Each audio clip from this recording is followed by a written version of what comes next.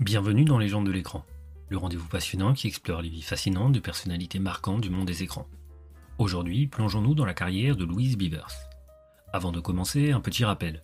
Pour 99 centimes par mois, vous pouvez devenir un soutien essentiel de notre chaîne et nous aider à continuer à proposer du contenu. Votre souscription nous permettra de maintenir tout notre contenu gratuit pour tous, tout en réduisant au maximum les publicités. Il vous suffit de cliquer sur le bouton rejoindre pour faire partie de cette aventure.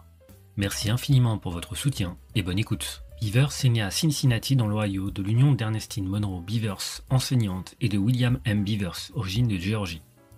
La maladie de sa mère poussa la famille à déménager à Pasadena en Californie. En Californie, Beavers suivit sa scolarité et participa à plusieurs activités extrascolaires, notamment le basketball et la chorale de l'église. Sa mère, qui travaillait également comme professeure de chant, lui a appris à chanter.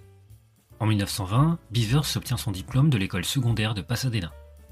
Elle travailla ensuite comme préposée au vestiaire pour un photographe et servit de femme de chambre personnelle pour la star de cinéma, Léatrice Joe. La carrière d'actrice de Beavers débuta avec Lady Minstrel, un groupe de jeunes femmes qui montaient des productions amateurs et se produisaient sur scène au Loew's Stage Theatre.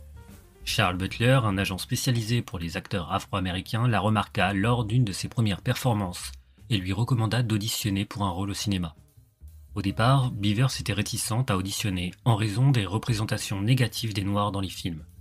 Elle expliqua « Dans tous les films que j'avais vus, ils n'utilisaient les Noirs que pour jouer des sauvages. » Cependant, elle obtient un rôle dans le film Uncle Tom's Cabins et enchaîna des rôles souvent stéréotypés, comme ceux d'esclaves, de figures maternelles, de domestiques ou de servantes. Après son rôle de Julia, une domestique et figure maternelle pour une jeune femme blanche dans Coquette, Beavers gagna en reconnaissance et put évoluer vers des rôles moins stéréotypés. Elle joua notamment Delilah dans Imitation of Life, encore dans le rôle d'une gouvernante, mais cette fois-ci avec une profondeur émotionnelle et une intrigue secondaire qui ajoutait du poids dramatique à son personnage. Beavers interpréta le rôle principal dans le film Reform School, aujourd'hui considéré comme perdu, où elle incarnait une officière de probation visionnaire qui devenait la directrice d'une école de réformation et y mettait en place des changements importants.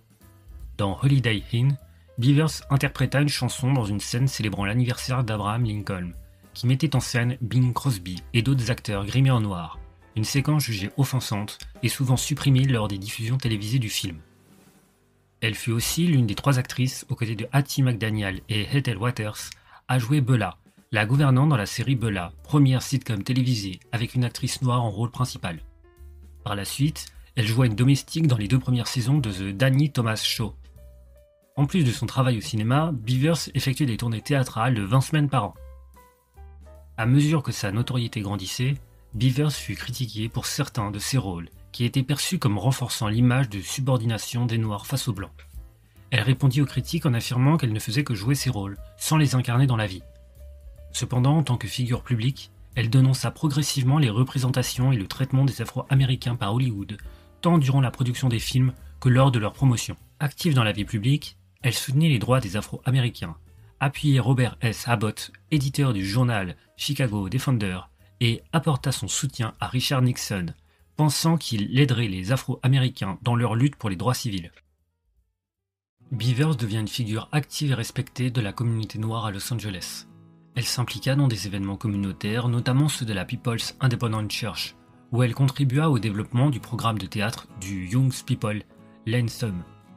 Elle participa également aux cérémonies publiques de 1939, célébrant l'aménagement du Valverde Country Park, un complexe de loisirs destiné aux Afro-Américains.